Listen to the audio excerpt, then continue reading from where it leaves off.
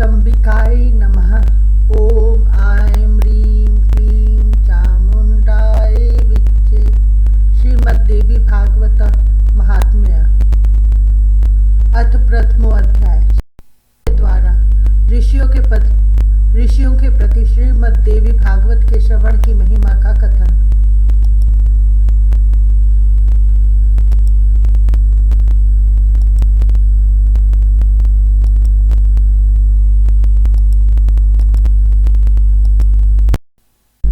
जगत के सृष्टि कार्य में जो उत्पत्ति रूपा, रक्षा कार्य में पालन शक्ति रूपा, संहार कार्य में रौद्र रूपा है, संपूर्ण विश्व प्रपंच जिनके लिए क्रीड़ा स्वरूप है, जो परा पश्यंती मध्यमा तथा वैखरी वाणी में अभिव्यक्त होती है, और जो ब्रह्मा विष्णु महेश द्वारा निरंतर आराधित है, वे प्रसन्न चित्त वाली देवी भगवती मेरी वाणी को अलंकृत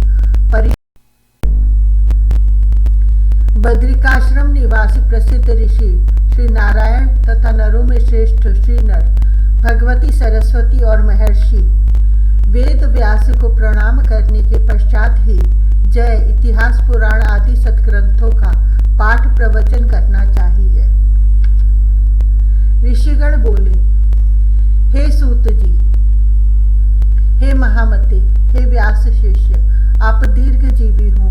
आप हम लोगों को नानाविध पुण्य प्रदायिनी एवं मनोहारिणी कथाएं सुनाते रहते हैं। भगवान विष्णु के सर्व पाप विनाशक परम पवित्र एवं उन अवतार कथाओं से संबंधित अद्भुत चरित्रों को हमने भक्ति पूर्वक सुना, और इसी प्रकार हमने भगवान शिव के अलौकिक चरित्र तथा भस्म और रुद्राक्ष के ऐतिहासिक महात्म्य का श्रवण आपके मुखारविंद से किया। हम लोग अब ऐसी परम पावन कथा सुनना चाहते हैं जो बिना प्रयास के ही मनुष्यों को भोग एवं मोक्ष प्रदान करने में पूर्ण रूप से सहायक हो। हे महाभाग, अतः आप उस कथा का वर्णन करें जिसके द्वारा मानव कलयुग में भी सिद्धियां प्राप्त कर ले, क्योंकि हम आपसे बढ़कर किसी अन्य को नहीं जानते हैं जो हमारी शंकाओं का निवारण कर सके। सूत जी बोले, हे महाभाग ऋषियों, आप लोगों ने लोक कल्याण की भावना से अत्यंत उत्तम प्रश्न किया है। अतः मैं आप सभी के लिए समस्त शास्त्रों का जो सार है उसे पूर्ण रूप से बताऊंगा।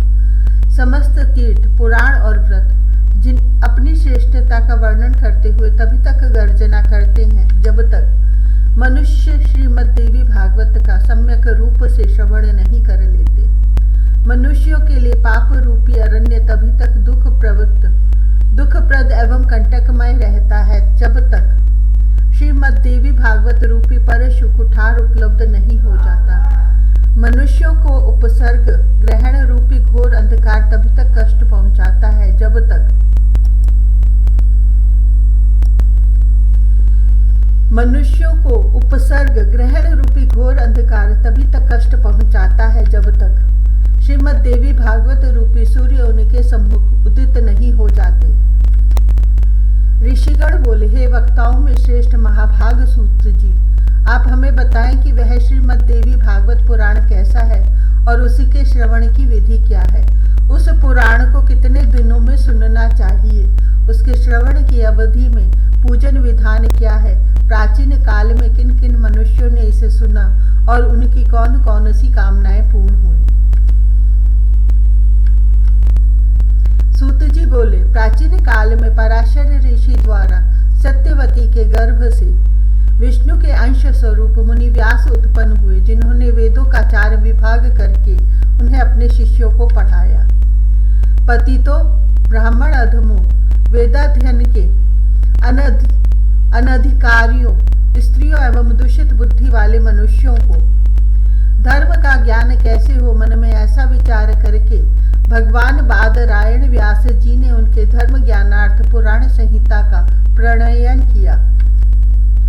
उन भगवान व्यास मुनि ने 18 पुराणों एवं महाभारत का प्रणयन करके सर्वप्रथम मुझे ही पढ़ाया। उन पुराणों में श्रीमद्देवी भागवत पुराण भोग एवं मोक्ष को देने वाला है।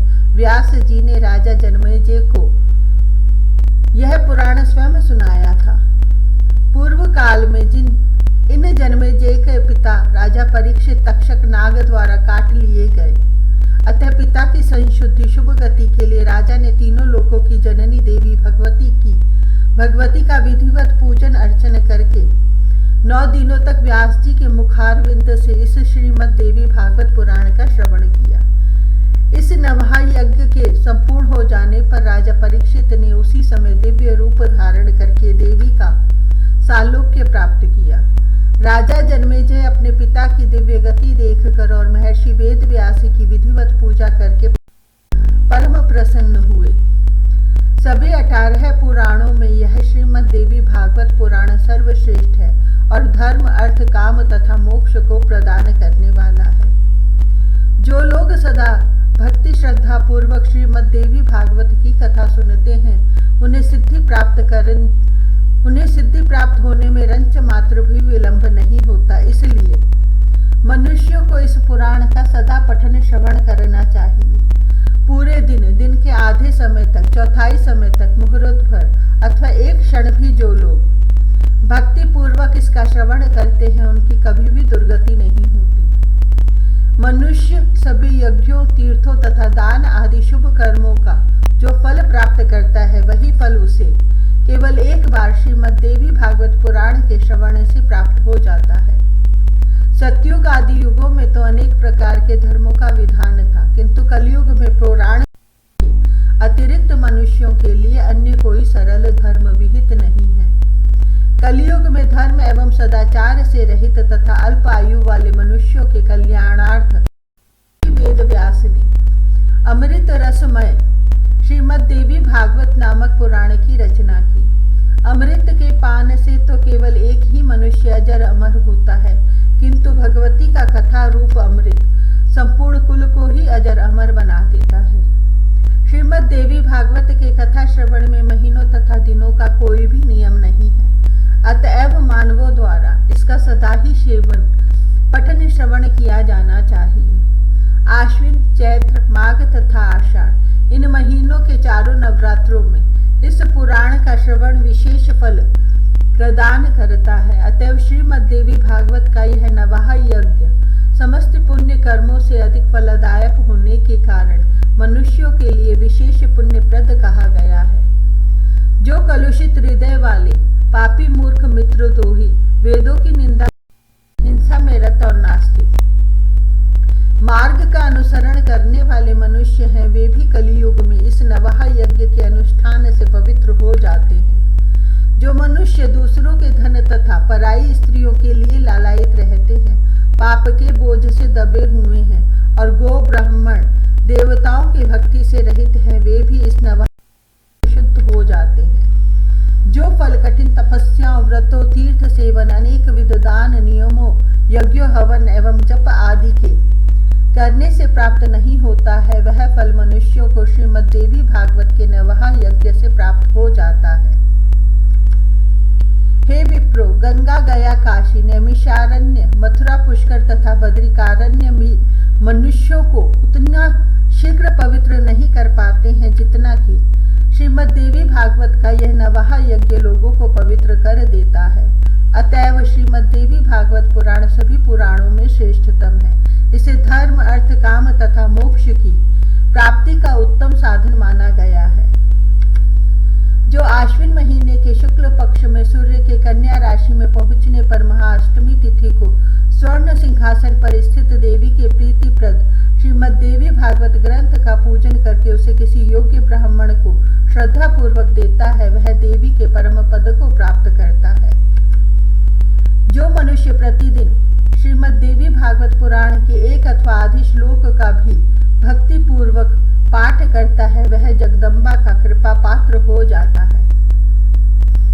महामारी से उत्पन्न उपद्रवों के भीषण भय तथा समस्त प्रकार के उत्पात, उल्कापात, भूकंप, अतिवृष्टि, अनावृष्टि आदि इस श्रीमद् देवी भागवत पुराण के श्रवण मात्र से विनष्ट हो जाते हैं। बाल ग्रहों, स्कंद ग्रह, स्कंदा, पस्मार, शकुनी, रेवती, पूतना, अंध पूतना, शीत पूतना, मुखमंडिका और नैगमेश तथा भूत प्रेत आदि से उत्पन्न भय इस श्रीमद् देवी भागवत पुराण के श्रवण से बहुत दूर से ही भाग जाते हैं।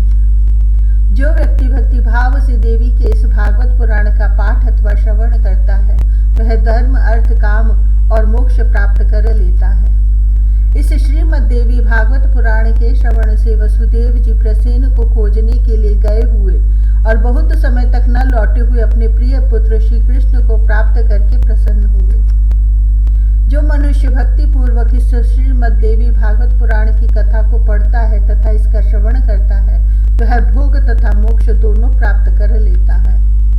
अमृत स्वरूप इस श्रीमद् देवी भागवत के श्रवण से पुत्रहीन मनुष्य पुत्रवान हो जाता है, दरिद्र व्यक्ति धन से संपन्न हो जाता है तथा रोगग्रस्त मनुष्य रोग से मुक्त हो जाता है। वंध्या स्त्री एक संतान वाली स्त्री अथवा वह स्त्री जिसकी संतान पैदा होकर मर जाती हो वे भी श्रीमद् देवी भागवत पुराण सुनकर दीर्घायु वाला पुत्र प्राप्त करती है। जिस गृह में नित्य श्रीमद् देवी भागवत पुराण का पूजन किया जाता है वह घर तीर्थ स्वरूप हो जाता है तथा उसमें निवास करने वाले लोगों के पापों का नाश हो जाता है। जो मनुष्य अष्टमी नवमी अथवा चतुर्दशी तिथियों को श्रद्धा पूर्वक से पढ़ता या सुनता है वह परम सिद्धि को प्राप्त करता है। इस श्रीमद् देवी भागवत पुराण का पाठ करने वाले ब्राह्मण वेद वेत्ताओं में अग्रगण्य हो जाता है, क्षत्रिय राजा हो जाता है, वैश्य धन संपदा से संपन्न हो जाता है और शूद्र भी इसके श्रवण मात्र से अपने कुल बंधु बांधवों के बीच श्रेष्ठता प्राप्त कर लेता है। इति श्री स्कंद पुराणे मानस खंडे श्रीमद् देवी भागवत महात्म्य देवी भागवत श्रवण महात्म्यम वर्णनम नाम प्रथमो अध्यायः।